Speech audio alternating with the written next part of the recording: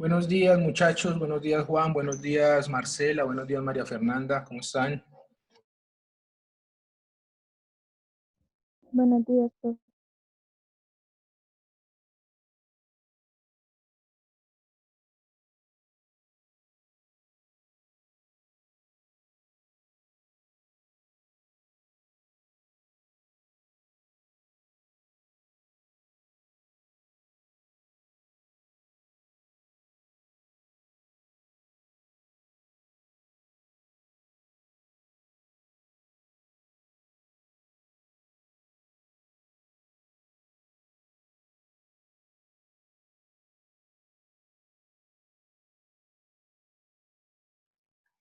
Esperemos unos 5 minuticos a ver quién más se logra conectar y damos inicio. ¿Listo?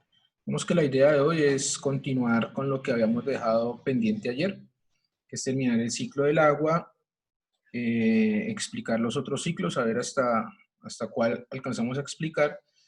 Y si no los alcanzamos a explicar todos, pues la idea es que ya tienen el material, tienen la información.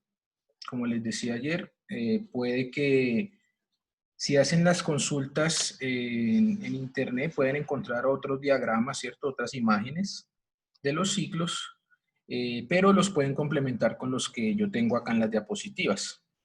Eh, ¿Cuál sería la idea acá? Yo igualmente pues les envío el link de la sesión de hoy, ¿cierto? Y también pues les voy a enviar las diapositivas. Esas se las envío ahora, yo las convierto a PDF y se las envío por el chat de WhatsApp para que todos también tengan esa información.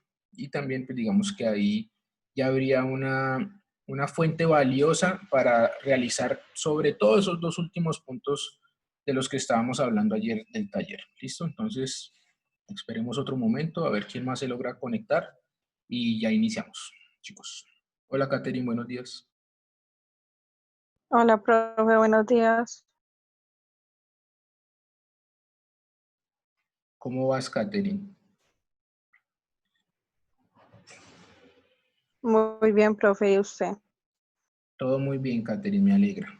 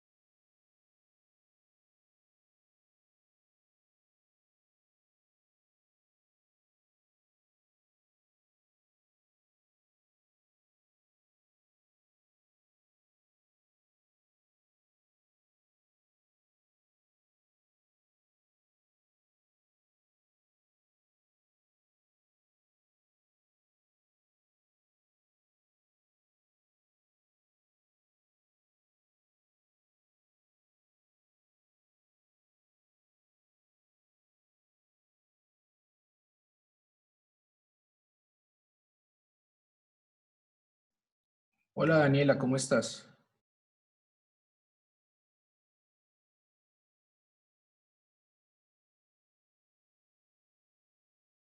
Hola, profe, muy bien, ¿y usted? Bien, bien, Daniela. Ya vamos a empezar.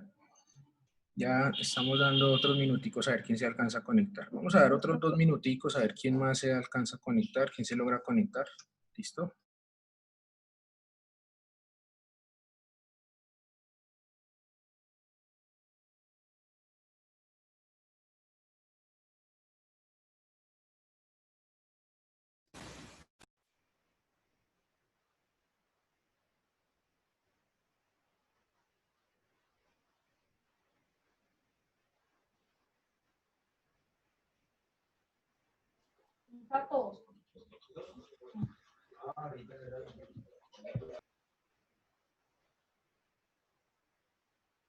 Hola, María Camila, ¿cómo estás? Buenos días. Hola, Juan. Entonces que estaba con un problema del audio y no escuchaba nada. Listo, Entonces no, no bueno. me... Pero ya está bien, ya. Y ya. Listo, ya. Ya vamos a empezar. 2 minuticos a ver quién más se logra conectar.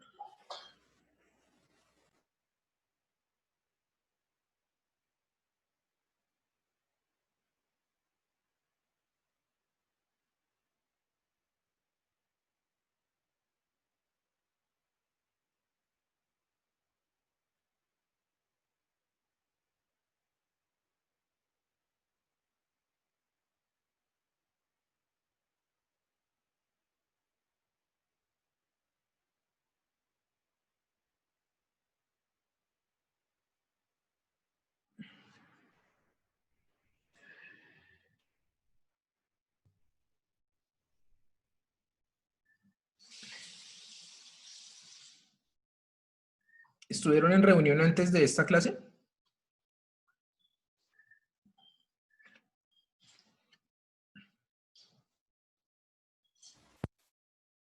O por lo menos no que yo sepa.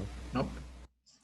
Bueno, parece que a Diana Marcela se le cayó la red porque se salió, pero no ha vuelto a entrar. Bueno, chicos, vamos a empezar para tratar de abarcar lo que más podamos. Y ya ahorita, si entra más gente, tomo la asistencia. Bueno, entonces habíamos quedado acá. ¿Me confirman si ya les aparece la diapositiva? Sí, profe. Listo. Entonces, nosotros habíamos quedado, bueno, estábamos en la parte como atmosférica, ¿cierto? Habíamos quedado que se producía también, digamos, un efecto negativo en términos de este ciclo del agua por la contaminación atmosférica, ¿cierto? Producto de las fábricas, de los vehículos y, digamos, todos esos gases tóxicos que se producen y que van a parar, pues, a grandes alturas a nivel atmosférico. También es importante aquí manifestar y destacar que hay un gran grado de contaminación en términos atmosféricos a partir del ganado y de todo lo que, por ejemplo, son los caballos, los cerdos y especialmente las vacas, todo lo que es el ganado vacuno, ¿cierto? ¿Por qué? Porque ellos tienen eh,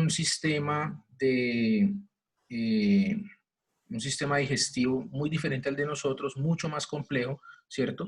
Y este sistema digestivo que ellos tienen, especialmente el ganado vacuno, hace que constantemente estén expulsando gases, ¿sí?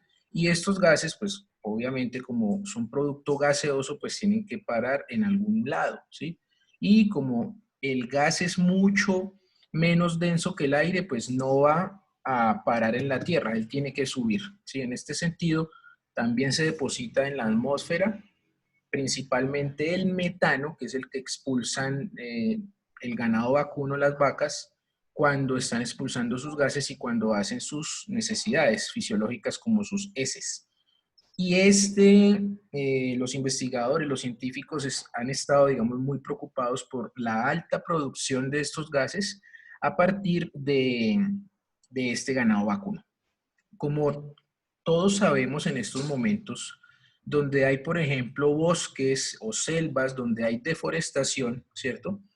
Se está haciendo este tipo de deforestación especialmente para llevar ganado, para tener pues estos hacendados estos hacendados terratenientes que tienen demasiado poder digamos, hablemos aquí específicamente en Colombia, que tienen mucho poder a nivel económico y quieren obviamente seguir masificando su fortuna, pero digamos que han encontrado en esa parte de la ganadería, pues obviamente lucrarse, porque si muchísima gente en nuestro país, digamos somos 40 millones, sabemos pues que hay mucha pobreza, pero también sabemos que hay gente que sigue consumiendo carne, ¿cierto?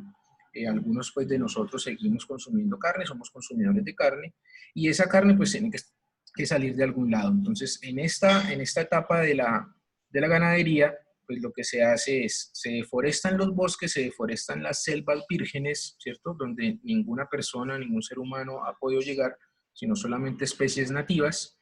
Entonces ahí hay un problema grandísimo. Se pierde flora, se pierde fauna, ¿cierto? Se cultivan pastales, pues para que el ganado se alimente, luego ese ganado también digamos que está en un ciclo, llega pues a las grandes mataderos, ¿cierto? A los grandes frigoríficos, es la palabra correcta, frigoríficos, mal conocido mataderos. Y bueno, ahí se hace todo el procesamiento de su carne y demás y vuelve al consumidor, que seríamos nosotros en este caso, y ese ciclo continúa, ¿cierto? Pero fíjense que nosotros en Colombia solo somos entre 40 y 45 millones de personas. Pero vamos a Estados Unidos, que son 350 millones de personas. Vamos a Brasil, que son aproximadamente los mismos, 350 millones de personas. Vamos a la India, que son 800 millones de personas. Vamos a China, que son más de 1.000 millones de personas. Entonces, esa masificación en términos ganaderos, ¿sí? De toda la existencia ganadera que hay en el planeta, pues hacen que estos gases tóxicos, que otra vez vamos a aterrizar a lo del ciclo del agua, pues se depositen en la atmósfera y haya una contaminación atmosférica bastante profunda, bastante grande en términos solamente pensando en la expulsión de los gases de las vacas, ¿sí? Ahora sumémosle a eso las fábricas, ahora sumémosle a eso los vehículos. Ayer les daba un dato que en Estados Unidos aproximadamente hay 100 millones de vehículos, solo en Estados Unidos. Entonces, vuelvo y les digo, vamos a Brasil, ¿cuántos autos habrán en Brasil? Si son 350 millones de habitantes.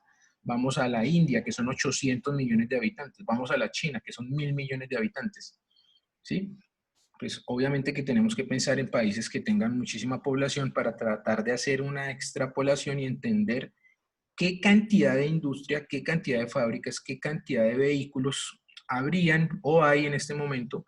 Y desde que usted prende su motocicleta o su automóvil, esos gases directamente van para la atmósfera. Se depositan allí en grandes cantidades y eso es lo que ha ocasionado lo que les decía ayer, que estábamos hablando por acá, lluvia ácida y gases de efecto invernadero, que son los que provocan el calentamiento global o lo han provocado a partir más o menos de una forma muy trascendental, muy profunda, digámoslo así, eh, a partir como de los años 30 más o menos, ¿sí? Pero también tenemos que hacer, si vamos a hablar algo de historia, aquí como para relacionar todo esto, tendríamos que ir como a la época de la Revolución Industrial. A partir de la Revolución Industrial, pues digamos que se reemplaza el hombre por la maquinaria y de ahí para adelante, pues digamos que el resto es historia, ¿cierto?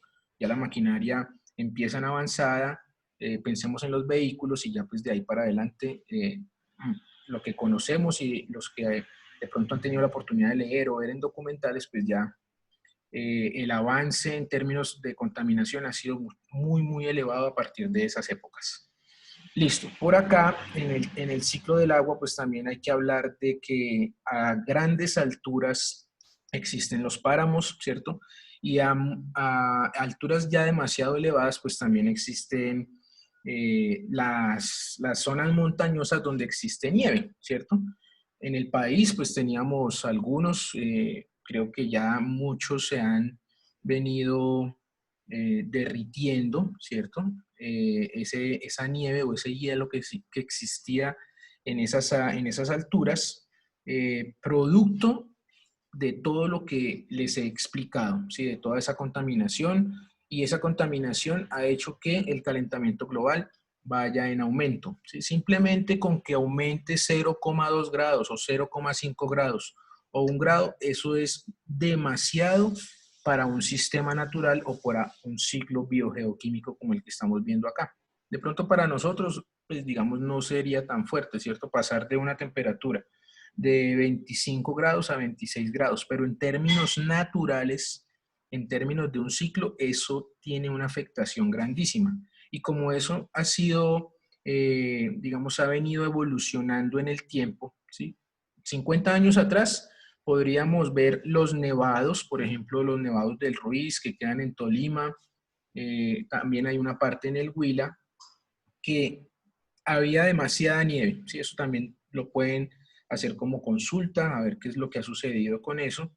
Creo que en alguna oportunidad lo discutimos también en clase antes de que empezara todo esto de la pandemia. Producto de esa contaminación tan agresiva, entonces ya 50 años más adelante, pues realmente está prohibido subir como a la cima, ya hay muy poca concentración de agua sólida, que sería la nieve o el hielo, producto pues de este calentamiento global. Y eso pues no solamente pasa en Colombia, ¿sí? Que es nuestro territorio. Si vamos a otras partes del mundo también donde hay altas montañas, ¿cierto? Como por ejemplo en Suiza, por ejemplo en Nepal, también se ha visto que la nieve pues se ha perdido en muchísima cantidad, ¿listo? Pero es importante considerar y tener claro que en el ciclo del agua obviamente también hay agua sólida, como nieve o como hielo, en las grandes alturas de los sistemas montañosos, ¿listo? Todo esto, recuerden que mucha de la agua dulce que hoy conocemos, que conocemos en nuestros días, es producto pues de este ciclo, ¿cierto? Aquí está el agua de los océanos. Al evaporarse, pues mucha de esa sal, eso es importante aquí entenderlo, que al evaporarse, muchas de las sales minerales que están en el océano no se evaporan o no se van con el agua, ¿sí? No se van acompañados con el agua. Se evapora, entonces solo se evapora agua. Eso es como lo importante del ciclo, porque si se evaporara con las sales, acompañada con las sales minerales, pues aquí en ningún momento encontraríamos en el ciclo del agua agua dulce, ¿sí? Eso es muy importante de reconocerlo. Al momento de que tenemos esta evaporación, pues aquí ya empieza a ser agua, como nosotros la conocemos, H2O, agua dulce, agua de consumo. Ya las sales minerales, como tienen otro punto de ebullición, recuerden que cuando evaporamos estamos pasando de líquido a gas. Y las sales minerales son sólidas. Entonces ellas, con la temperatura que proporciona la luz solar, no alcanzan a evaporarse, porque la temperatura a la que ellas se evaporan es muchísimo más alta. Puede superar inclusive los 500, 600 grados centígrados. Y pues obviamente esta temperatura nunca va a llegar a ese rango de temperatura. Aquí las temperaturas pueden ser normales, puede ser, por ejemplo, los que han ido a la costa, ¿cierto? A San Andrés, a Coveñas, a Barranquilla, donde sea, a Cartagena, aproximadamente son entre unos 30 y 35 grados, ahí es que oscila la temperatura. Pero ustedes saben que la evaporación del agua se da a los 100 grados. No tenemos que tener 100 grados para que el agua de los océanos, que es el agua más superficial, empiece a evaporarse. Simplemente con la intencionalidad de que hay temperatura de la luz solar, el agua empieza a evaporarse dentro de su ciclo natural. ¿Listo?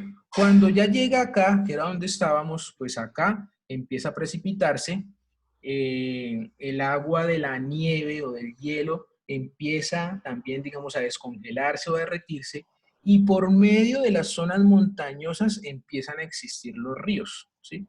Digamos que ahí es como la preocupación que de pronto que pasan en las noticias, que de pronto ustedes han leído o han visto en documentales, la pérdida de los páramos, porque en todas estas zonas montañosas hay páramos, y los páramos son fuente de producción de agua dulce. ¿Debido a qué? Pues a lo que estamos viendo acá, que aquí se depositan fuentes importantes de agua dulce, y también a partir de los nevados, ¿cierto? También es importante reconocer que los páramos y los nevados, y donde hay como todas estas zonas montañosas, pues existen lagunas, ¿cierto? Existen quebradas, y también existen algo que se denomina el agua subterránea o el agua escorrentía. Esta agua también hoy en día es muy importante, sobre todo en zonas donde hay muchísima sequía, como por ejemplo el África, porque ya se han detectado zonas en las cuales hay que penetrar la litosfera o la capa, digamos, de suelo que nosotros conocemos, ingresar a lo más profundo de esta capa de la Tierra, y se están encontrando grandes fuentes de agua subterránea. Obviamente esta agua pues hay que hacerle un tratamiento, digamos que no es igual que de pronto llegar a un río que no esté contaminado y se pueda consumir, ¿sí? Es agua que debe hacérsele un tratamiento con el fin de que se pueda consumir, ¿sí? O que sea, digamos, agua potable, agua de consumo, agua que se pueda usar. Eso se está usando mucho, ¿sí? Digamos, ya lo importante en algunas zonas no es extraer petróleo, sino extraer esta agua y encontrar estas fuentes de agua subterránea, que son muy importantes, y también pues en muchas zonas son vitales, ¿cierto? Son vitales. Y si las hay, pues en estos momentos los científicos se están encargando de buscar ese tipo de fuentes para pues tratar de subsistir, porque realmente nosotros somos muy privilegiados aún. Como nosotros estamos en todo el centro del planeta Tierra, pues digamos que hay favorecimientos en función de ¿qué? De las temperaturas que hacen, digamos, en nuestros diferentes departamentos o diferentes zonas del país. Y también es importante reconocer pues que Digamos acá, a pesar de que haya tanta fuente de contaminación, todavía no nos ha golpeado como de pronto en otras regiones del planeta Tierra. ¿Listo? Todavía, digamos, somos muy privilegiados, pero especialmente es porque estamos en toda la mitad, digamos, del planeta Tierra. ¿Listo? Eso es más o menos lo que sucede con el ciclo del agua. Es importante lo que les decía ayer y lo que ahorita les estaba mencionando, tener en cuenta cómo se ve alterado el ciclo, ¿sí? Y los demás ciclos, pues, cómo se ven alterados, sí. Así funciona, ya lo vimos, pero también es importante reconocer que hoy en día los ciclos biogeoquímicos se ven alterados principalmente pues, por fuentes de contaminación hídricas, atmosféricas y del suelo. ¿Listo? Aquí Profe, también, sí señor, disculpa, puedo preguntar algo relacionado al tema que me causó bastante curiosidad. claro. Bueno, primero que todo, ¿por qué hay nubes que pueden llegar más alto que otras nubes? ¿Eso tiene que ver con la densidad del agua o algún tipo de contaminante? Bueno, quizás, digamos, la respuesta no la sé en términos de densidades porque es la misma agua. Lo que uno podría pensar es que hay diferentes alturas en este caso por los vientos, es simplemente por eso, ¿sí? Y como digamos hay unas nubes mucho más grandes, es decir, que están mucho más concentradas en su nivel de agua o nivel de concentración de agua, quizás sean más fácil para ellas viajar a cierta distancia, ¿cierto? Uno podría pensarlo por ahí. Los vientos también son demasiado importantes en este ciclo, ¿sí? Digamos, una nube que se produce acá o el agua que empieza a evaporarse acá, no es que suba, por ejemplo, en línea recta y se quede ahí esa nube. Como hay vientos, ¿sí? El viento y sobre todo en las alturas, de pronto los que han tenido la oportunidad de viajar en avión, se han dado cuenta, ¿sí? Cuando vemos por la ventana se han dado cuenta, pues ahí se ven muy cercanas las nubes, ¿cierto? Como las muestran pues en las películas, en los documentales y demás. Se ven muy cercanas las nubes y uno, digamos, se plantea, bueno, estas nubes porque están acá o, ¿sí? Entonces, a ese nivel de altura, digamos, la condensación y la evaporación del agua es muy diferente. Inclusive ahí las nubes deben estar a una temperatura demasiado baja, ¿sí? Demasiado baja. No van a estar, por ejemplo, a 20 grados, no van a estar a 25 grados, que sería como la temperatura en la que en estos momentos estamos, sino deben estar a 10 grados, a 5 grados, ¿sí? Para que en algún momento, cuando se produzca todos estos fenómenos físicos que se producen allá, en esas alturas, pues pueda empezar a, a precipitarse, es decir, a llover, o viajen a estas zonas y aquí mismo se puedan volver nieve, o sea, volver agua sólida, es decir, que ahí tiene que disminuir mucho más la temperatura, tiene que llegar por lo menos a cero, porque recuerden que en 0 grados el agua se congela, o sea, el agua se vuelve sólida, ¿listo? Entonces, digamos ahí, o sea, aquí podríamos hablar de muchísimas más cosas, ¿sí? Aquí, detrás de todo esto, en términos químicos y físicos, hay muchísimos más fenómenos. Pero yo creo que principalmente es por los vientos, Juan, ¿sí? Principalmente. Eh, bueno, lo que les estaba diciendo ahora, en términos de la contaminación del suelo, que quizás no lo hemos mencionado, podríamos relacionarlo con lo que estábamos hablando con anterioridad de la ganadería y también pues de todo lo que se siembra en algún cultivo, ¿cierto? Si nosotros, por ejemplo, llegamos a una zona donde nunca se ha cultivado, tenemos que obviamente explorar el terreno, tenemos que conocer si ahí se puede dar lo que vamos a sembrar, ¿cierto? Y una vez exploremos ese terreno y sepamos que sí se puede dar lo que vayamos a sembrar, por ejemplo, supongamos que vamos a sembrar papa, supongamos que vamos a sembrar zanahorias, tomates, fresas, por decir cualquier cosa. Tenemos en cuenta eso, ¿cierto? Vamos a sembrar, pero entonces ustedes saben, ¿sí? De pronto los que tienen familias que han trabajado en la agricultura, que en estos terrenos debe agregarse fertilizantes, ¿cierto? Y pues muchos agricultores, sobre todo los que los que siembran a nivel masivo, en demasiada cantidad, pues ellos no se van a poner a hacer fertilizantes orgánicos porque realmente no les da en términos económicos. Entonces, ¿qué hacen? Pues compran un montón de fertilizantes químicos muy agresivos con el suelo y obviamente el suelo se deteriora, con el paso del tiempo se va deteriorando. Ustedes saben que el suelo como tal tiene unas capas y esas capas se van contaminando con los fertilizantes. Porque ¿qué son los fertilizantes? Son químicos, ¿sí? Muy, digamos, peligrosos para la salud y para el medio ambiente. Eso, digamos, que ya se tiene detectado. Otra cosa que podemos ligar ahí, también con lo que últimamente ha salido en las noticias y todo ello, el glifosato.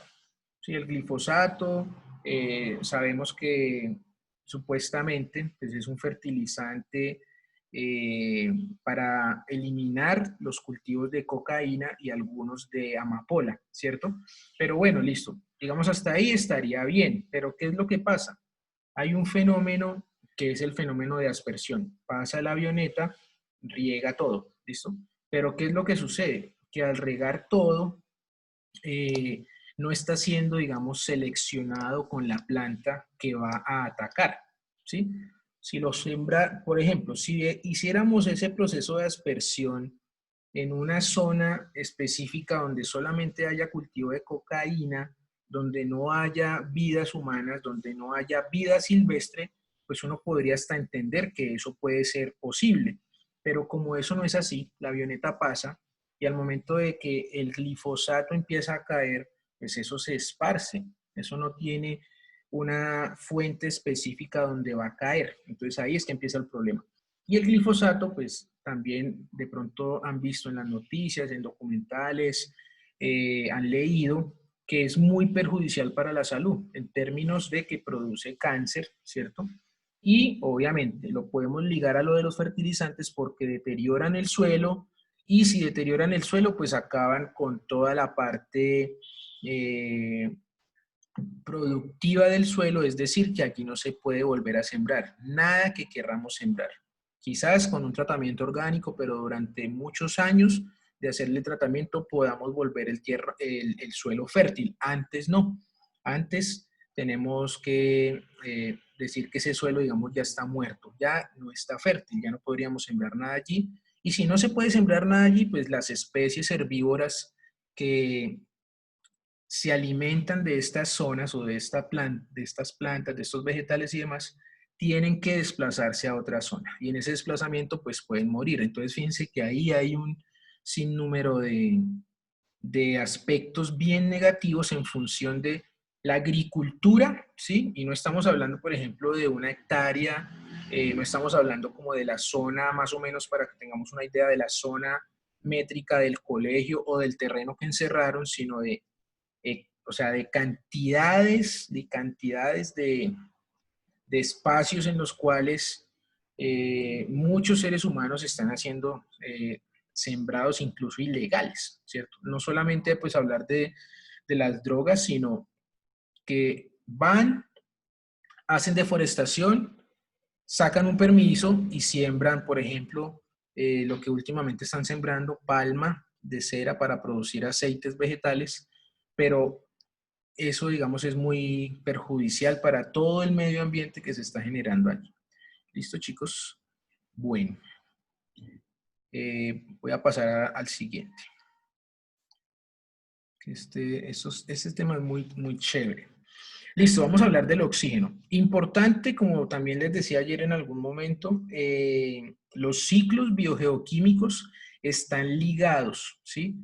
Están directamente relacionados. Lo que sucede es que se explican de manera independiente para poder entenderlos. Pero el ciclo, por ejemplo, del oxígeno está ligado con el del agua, relacionado con el del carbono, con el del dióxido de carbono, ¿sí? O sea, con todos está ligado. ¿Por qué? Porque en la naturaleza el oxígeno no es que vaya por un lado aparte y no tenga nada que ver con el agua o no tenga nada que ver con el carbono o con lo que le suceda a él a nivel global, ¿sí? A nivel global del planeta Tierra. O sea, es algo también muy complejo de entender, pero por lo menos tener las bases de cómo es que está funcionando el ciclo y cómo esto se liga directamente a los ecosistemas, y también para entender realmente a veces por qué algunas especies se extinguen, ¿cierto? Porque en términos de vegetales y en términos de animales, casi siempre nos hablan de extinción de animales, pero también en términos de la flora, ellos también, en términos de todo lo que es las especies vegetales, también se extinguen, por lo que ahorita estábamos hablando. Contaminación del suelo, y resulta que estas plantas solamente se dan en esta región. Si yo contamino ese suelo, pues las plantas se van a morir, porque ya no van a tener los nutrientes suficientes para subsistir.